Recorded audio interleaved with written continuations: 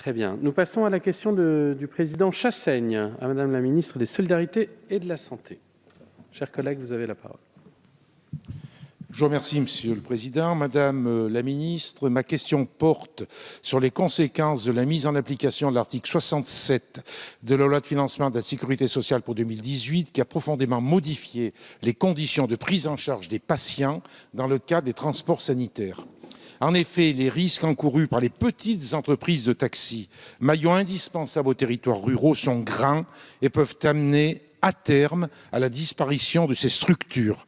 Les artisans de nos campagnes sont très inquiets et, il faut le dire, très remontés.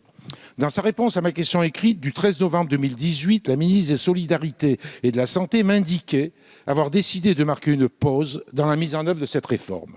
Or, les petites entreprises concernées se disent toujours très inquiètes des conséquences des conventions qu'elles ont été contraintes de signer, le pistolet sur la tempe avec les caisses primaires d'assurance maladie locales. En effet, sous peine de ne plus avoir d'activité suffisante et d'être contraintes à la liquidation, elles ont dû valider des conditions de prise en charge des patients particulièrement rigoureuses, avec une forte augmentation des remises effectuées.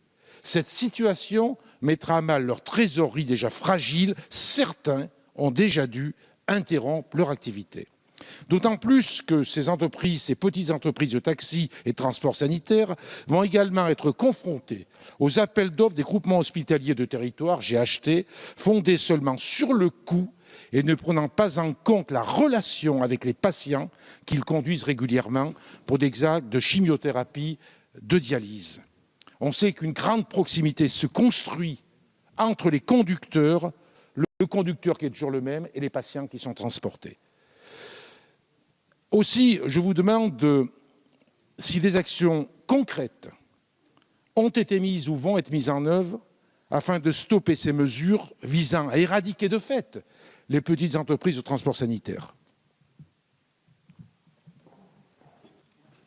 Je vous remercie. Madame la ministre. Monsieur le Président, Monsieur le député, permettez-moi de vous rassurer d'emblée. L'action du gouvernement en matière de transport des patients ne vise pas à éradiquer telle ou telle catégorie d'acteurs, de transporteurs sanitaires ou de taxis conventionnés avec l'assurance maladie. Tout d'abord, la réforme de l'article 80 de la loi de finances de la Sécurité sociale pour 2017 a pour objet de confier aux établissements de santé l'organisation et le financement d'une partie des transports qu'ils prescrivent, réduite mais essentielle, les transports, notamment entre plusieurs sites ou établissements différents de patients déjà hospitalisés. Pour ces patients hospitalisés, l'amélioration du parcours de soins suppose que les établissements de santé se voient confier une nouvelle responsabilité. C'est le sens de cette réforme. Pour autant, nous ne sous-estimons pas les difficultés soulevées pour organiser ces parcours. C'est la raison pour laquelle, et vous l'avez souligné, la ministre de la Santé, Mme Buzyn, a annoncé une pause dans le déploiement de la réforme qui permet d'y apporter des améliorations en concertation avec les représentants des intéressés.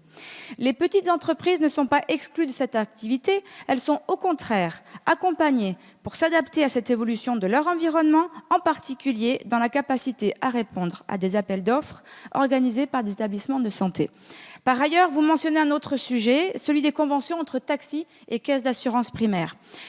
Les évolutions conventionnelles en cours visent à maîtriser l'évolution des dépenses de l'assurance maladie. Elles résultent d'une action menée avec les représentants des taxis, retranscrite dans un protocole d'accord signé le 12 novembre dernier. Il s'agit, pour permettre une meilleure régulation de ces dépenses, de proposer à la profession des taxis un équilibre économique dans un contexte où le transport de malades représente une part significative de leur activité, tout en garantissant la soutenabilité de ces prises en charge par le système de santé. Je vous remercie. Je vous remercie. Président Chassaigne. Je vous remercie, Madame la ministre, pour la précision de la réponse, très claire. Cependant, il faut bien comprendre que les concertations qui ont lieu au niveau national avec votre ministère en ce qui concerne le transport sanitaire, ces concertations ont lieu avec les grandes compagnies de transport sanitaire qui font un lobbying extrême pour pouvoir récupérer la totalité du marché des transports sanitaires. Sur le terrain, on a donc ces petits artisans locaux qui rendent un service localement en termes de taxis, mais en même temps qui ont un équilibre financier avec le transport sanitaire, qui sont aujourd'hui dans les pires des difficultés, parce que la réalité, c'est que, vous l'avez dit d'ailleurs, c'est que les caisses primaires, notamment d'assurance maladie, pour faire face à cette exigence de limiter les coûts, rendent absolument impossible à des petites compagnies, à des petits artisans locaux de répondre aux appels d'offres. Il faut être aussi conscient que les groupements hospitaliers de territoire, comme ils l'ont fait pour tout un tas d'autres marchés d'ailleurs, vont lancer des appels et les réponses globalisées seront malheureusement entre les mains des grandes compagnies de taxi et de transport sanitaire. Je vous remercie. La parole est maintenant à monsieur